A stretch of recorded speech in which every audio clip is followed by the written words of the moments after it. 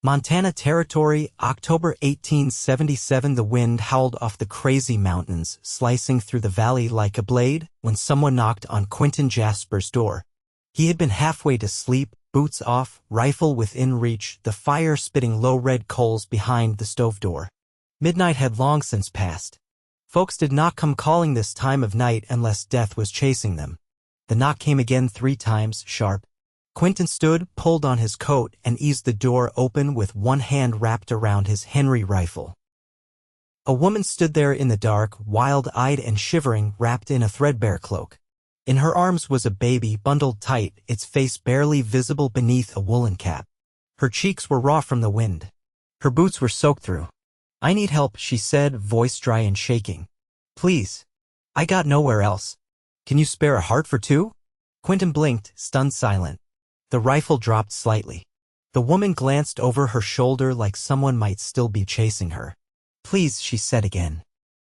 "I would not ask if it wasn't life or death." He stepped aside without saying a word. She crossed the threshold fast, holding the baby close to her chest like a shield. Quentin shut the door behind her, bolting it. "Sit," he said, nodding to the chair by the fire. "Get warm." She hesitated, then moved toward the heat, her arms trembling as she gently lowered the baby onto a folded quilt by the hearth. The child whimpered but did not cry. Quentin crouched beside them, studying both. "You hurt?" "No," she said, her voice hoarse. "Just cold." "Hungry." He stood, grabbed a tin of beans and a skillet, and began working in silence. The woman stayed quiet too, watching him with wide, wary eyes, as though waiting for him to change his mind. "I am Quentin," he said finally, stirring the beans. "Geneva," she replied. "Geneva Sutton." He nodded once. "And the little one?" "Her name is Norah," she whispered, brushing a finger along the baby's cheek. "She is 6 months." Quentin looked at her hand. No ring, no gold chain around her neck. Just red knuckles and fingernails caked with dirt. "You running from someone?" he asked. Geneva's jaw clenched. "Yes." He did not ask more. He handed her a tin plate, sat across from her on the other side of the fire, and waited while she ate.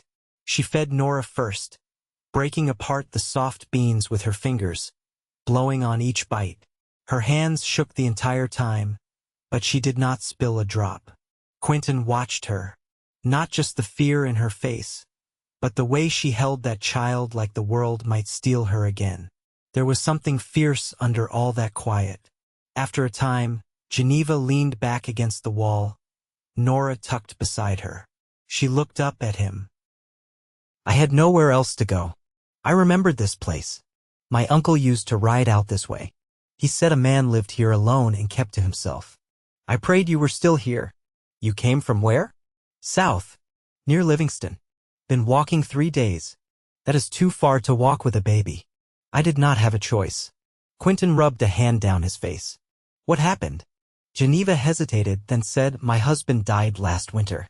Cattle fever took him. His brother came after, said I belonged to him now. I told him no. He hit me.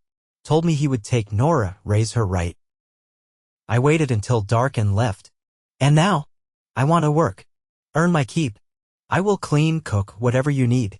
I just need a roof and a safe place for her." Quentin looked at Norah, her tiny mouth parted in sleep. "I do not need a cook," he said.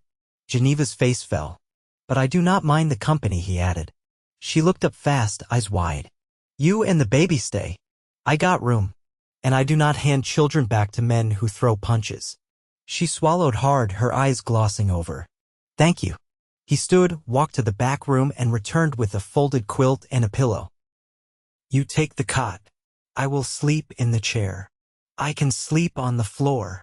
You will sleep on the cot," he said, not unkindly. Geneva did not argue. She took Norah in her arms again and followed him down the hall. Quentin lit the lamp in the spare room, dusty but warm, and set the bedding down. She turned and looked at him, her hair falling loose from its pins. "You do not even know me. I know you walked 3 days through snow and cold with a baby in your arms. That is enough." She stared at him for a moment longer. Then, quietly, "You are kind. Just decent," he said. She stepped closer. "That is rare." Quentin's throat went tight. He nodded and turned away before he did something foolish like touch her face or ask her to stay forever. The next morning, he woke to the smell of eggs. Geneva stood at the stove, hair braided back, sleeves rolled up. Norah lay in a basket near the hearth, gurgling softly. Quentin sat at the table, quiet, watching her move around the kitchen like she had always belonged. "I found eggs and flour," she said. "Hope you do not mind. You cook. My mother taught me. I cleaned houses for a rancher's wife when I was 13. She taught me too." He nodded. "Smells good." She smiled. It was small but real. Norah let out a soft hiccup. Geneva scooped her up and kissed her cheek before settling the baby in her lap. "You do not have to give me anything," she said softly. "But I mean to earn my place here." Quentin looked at her, really looked. She had been through hell. But there was fire under the ash, and he could not help but admire the way she stood tall with her baby on her hip like the world had not already tried to break her. "You are already earning it," he said. And for the first time in years, Quentin felt something shift in his chest. Something warm and unfamiliar. Something like hope. She had knocked on his door at midnight with a baby and a plea. And somehow, without meaning to, she had walked right into his heart too. The snow came 2 days later, and with it, silence. Heavy and soft, it blanketed the land until even the trees seemed to hold their breath. Geneva stood at the window with Norah in her arms, her eyes following the slow drift of flakes settling on the fence rails. "I never saw snow like this down south," she said, her voice low. Quentin was splitting kindling by the hearth. "It'll stay a while. Comes early up here." She nodded, shifting Norah to her other hip. "It's strange how quiet it gets. Like the world's gone still." He set the hatchet down and brushed his palms clean. "Some folks can't stand it. Makes them feel trapped." "I don't mind it," she said after a moment. "It's honest." He looked up at her then, his gaze steady. "You always talk like that?" Her lips lifted just slightly. "Only when I'm not trying to please anyone." Quentin didn't answer. He just added another log to the fire and watched the flames catch. Geneva turned back toward the window. "Do you have any family?" she asked. "No," her eyes flicked toward him. "None at all." He shook his head. "Folks died in Missouri when I was a boy. Fever took him. I came west with a freight team when I was 16. Been on my own since." She didn't say anything for a moment. Then, "That must have been lonely." "I got used to it."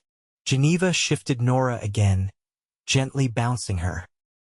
"You don't talk much." "I never learned how to fill silence just to quiet it." She looked over at him. "That's not a flaw." He met her eyes, then glanced down at the baby. "She sleep all right last night?" Geneva nodded. "She fussed some, but not long. She's been better since we stopped moving." He stepped closer to the hearth, crouching to adjust the iron grate. "You ever think of going back?" "I can't," she said. "Even if I wanted to, he'd still be there." Quentin didn't ask who. She hadn't said a name, and he didn't need one. Geneva tucked a stray curl behind her ear. "I've been thinking about mending. Do you have clothes needing it? I saw a basket in the back room." "You sew." "My mother taught me that too," she said. "I can patch and hem. I even know how to turn a collar." He nodded. "That'd be useful. I tore a shirt on the fence last week. I'll start with that then."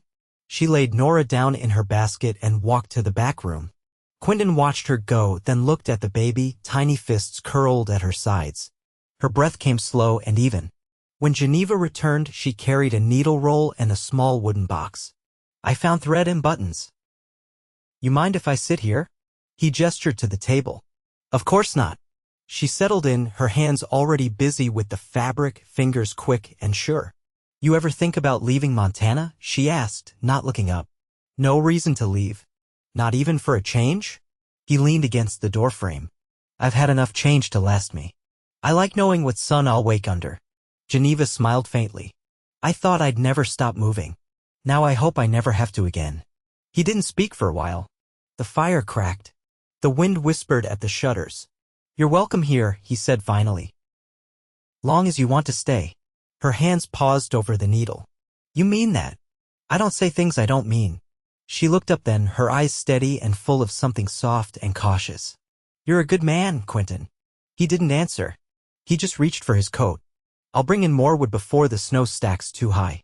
She watched him go, then turned back to her work, the needle glinting in the firelight. That night, Geneva hummed a lullaby while she rocked Norah to sleep. Quentin sat in his chair by the hearth, oil lamp burning low beside him, and listened. It wasn't a song he knew, but it sounded like peace. Quentin's barn roof groaned under the weight of fresh snow as he led the mule out into the morning hush. His breath curled in the cold, and the leather reins in his hands were stiff with frost. Geneva stood just inside the barn door, Norah bundled against her chest in a sling she'd sewn from muslin and leftover flannel. "You sure the trail's clear enough?" she asked, pulling her shawl tighter. "Won't go far. Just to the trap line along the river bend. Should be back before dusk." She nodded, shifting her weight. "If it drifts bad, you come back early." He paused, eyeing her. "You worry easy. Only where I've got cause." He gave a small grunt and adjusted the saddlebag. "There's stew in the pot. Should hold you till supper. I left a pouch of oats for the chickens. And the rifle's above the door." "I know," she said. "I remember." He hesitated. "You'll be all right?" Geneva looked him square in the eye. "I've lived through worse than a quiet day." He gave her a long look, then turned and led the mule out into the snow. Inside, daylight warmed the cabin slow and pale. Geneva set Norah down on a quilt near the stove and stirred the stew, adding a pinch of dried thyme she'd found tucked in the back of the pantry. The scent filled the room, rich and earthy. Later, she brought in wood, dusted shelves, and mended the torn cuff of a flannel work shirt with a length of blue thread. She found a tattered copy of The Prairie Traveler in the trunk at the foot of the cot and leafed through it while Norah napped, tracing the faded ink with her fingertip. By the time the light began to shift orange through the snow-fogged windows, she had begun to wonder. When the door finally opened, she stood too fast and nearly knocked over the kettle. Quentin stamped the snow from his boots, his coat stiff with frozen damp. "Got 3 rabbits and a grouse," he said, holding up the burlap sack. Trap near the cottonwoods was iced over, but the others held.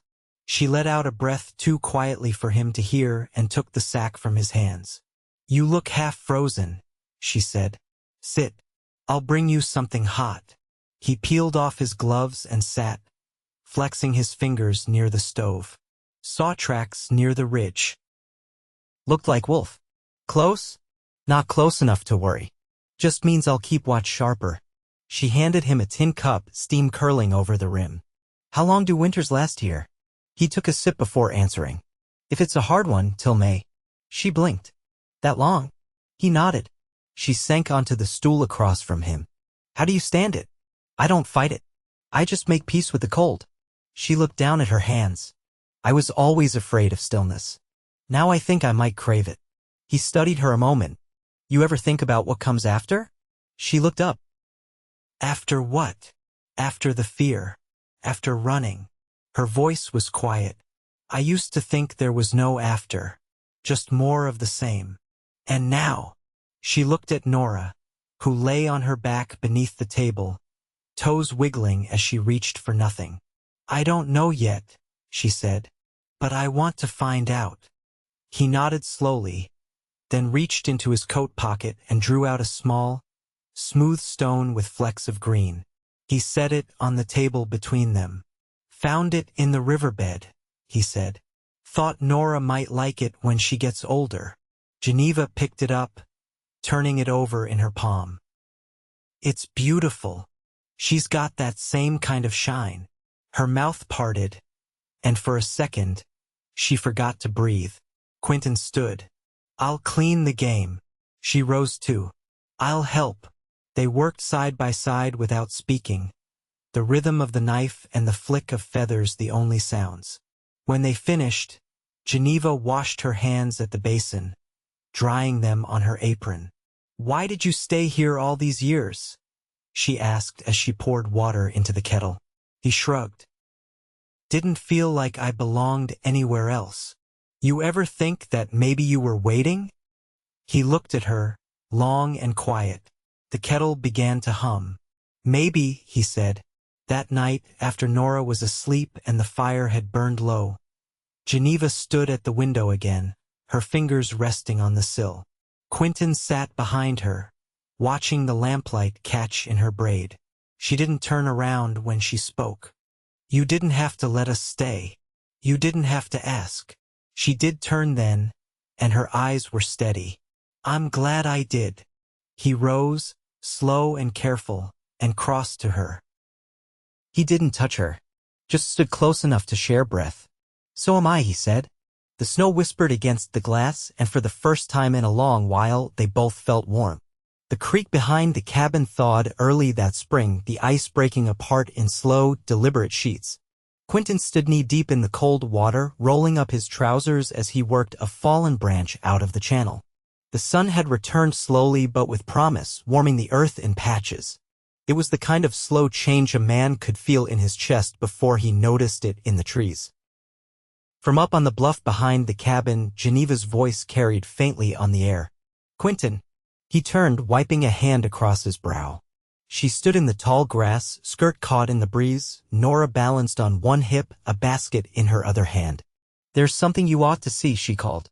He followed her up the slope, boots squelching in the mud. The grass was still brittle, but new shoots had begun to push through. Geneva led him to a flat stretch of earth near the edge of the bluff where the morning sun reached full. I started turning the soil yesterday, she said, setting the basket down. It's soft enough. I was thinking a kitchen garden. Beans, carrots, maybe cabbage. You've got good light here. He crouched, pinching a handful of earth between his fingers. You know what you're doing? I grew up helping my mother plant every spring. She said you can tell a patch is worth working if the worms come up easy. He looked up at her. And did they? She smiled, just a little. They did. He stood, brushing his hands clean.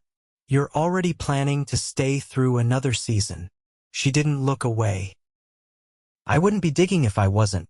Norah let out a soft huff and reached toward Quentin with both hands. He hesitated, then took her with practiced care. She settled against his chest without fuss.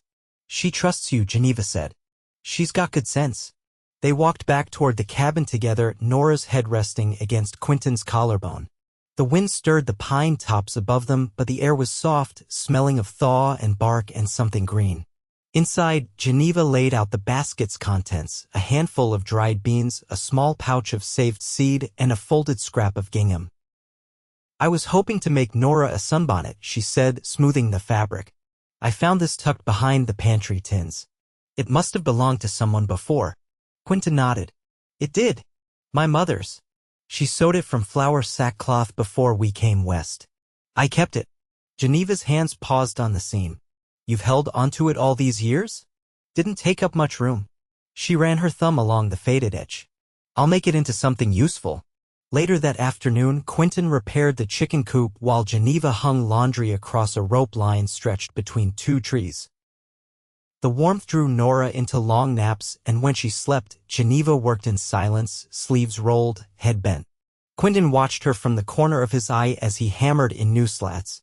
The way she moved, now confident, steady, was a far cry from the woman who had stood shivering at his door in the dead of night. She had settled into the land like spring itself, slow but certain. That evening, as the sun dipped low behind the western ridge, they sat outside on the porch. Norah slept curled in a basket beside them, wrapped in a wool shawl. Geneva leaned back against the railing, her eyes on the horizon. There's a steadiness here, she said. I didn't know how much I needed that. Quentin sipped from his tin cup. What did you think you needed? I used to think it was safety. Then I thought maybe it was distance. But now, she looked over at him. I think it's being seen. Without needing to explain myself. He set down the cup. I see you. I know. They sat in silence for a long while, the kind that didn't ask to be filled. Somewhere out in the fields, a meadowlark called once and fell quiet again. Quentin turned to her. I've been thinking about building another room onto the cabin. She raised her brows slightly. Figure if you're putting down a garden and staying through summer, we might want more space come winter. A proper room for you and Norah. Geneva's voice was quiet. That sounds like a home. He met her gaze. It feels like one. She reached across the space between them and laid her hand over his. Her fingers were rough from work, warm from the day. I want this, she said. He turned his palm upward, holding her steady. So do I. By late June, the air had turned thick with the scent of pine pitch and wild rose. Bees moved heavy through the garden rows, fat with pollen, and the soil between the cabbage and string beans held the warmth of real summer. Geneva's hands stayed stained from digging, and her shoulders browned where the sleeves of her dress didn't reach. Quentin had framed the new room by then, its walls rising straight behind the cabin like it had always been waiting to be built. He worked with quiet precision, hammering and sawing through the long afternoons, pausing only to drink from the spring bucket or check on Norah when she woke from her naps. One morning, as he planed the doorway smooth, Geneva stepped up behind him, wiping dirt from her palms on her apron. I've been thinking, she said, brushing a curl from her temple, about what I can do once she's older. Something to bring in coins. He lowered the plane and turned. You don't owe me anything. I know, she said gently, but I want to carry my part. Not just in the house. She looked out at the slope beyond the cabin where the garden met the trees. There's wild herbs growing near the creek yarrow, some chamomile. I could dry them, make sachets teas, sell them to women in the settlement. Quentin nodded slowly. There's a trader that comes through every third Wednesday. He'd carry them for you if you asked. Her eyes brightened. You think so? You've got a head for it, and hands that know the work. She looked down at her fingers, cracked and lined with soil. They don't look like much. They look like they built something, he said. With care. She looked up at him, her chest rising. I never thought someone would say that like it was a good thing. Quentin reached out then, not sudden, just steady. He brushed the backs of his fingers against her cheek, and when she leaned into the touch, he didn't pull away. You ever think about marrying again? He asked, his voice low. I used to be afraid of the idea, she said. But now, she stepped closer, her eyes fixed on his. Now I think I'd like to know what it's like to choose someone. Not be claimed, choose. He nodded once, then reached into his pocket. From the same place he'd once pulled Norah's stone, he now drew a ring, simple, brass, worn smooth at the edges. I found it in a box my mother kept. Don't know whose it was before her, but it's been carried a long time. Geneva's breath caught in her throat. I don't have much to offer but a patch of land and my word, he said. But I'd be honored if you made a home with me. Not just stay with me. As my wife. She took the ring with both hands as if it might vanish if she held it too lightly. Her voice shook. Yes. I want to be with you. He slid it onto her finger, and she rose up on her toes to kiss him, slow and sure.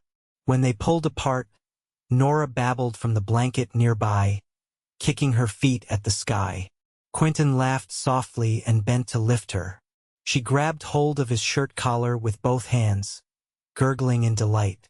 Geneva rested her hand on his back, her palm warm through the cotton. She already looks at you like you hung the moon. I didn't, he said. But I'd ride through hell to keep it shining for her. They married 3 weeks later under the tall cottonwood at the edge of the pasture with only the wind and the creek as witness.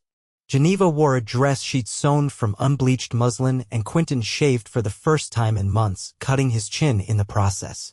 They said their vows in plain words with Norah cradled between them, and when Quentin kissed his wife, the birds in the trees rose all at once, startled into flight.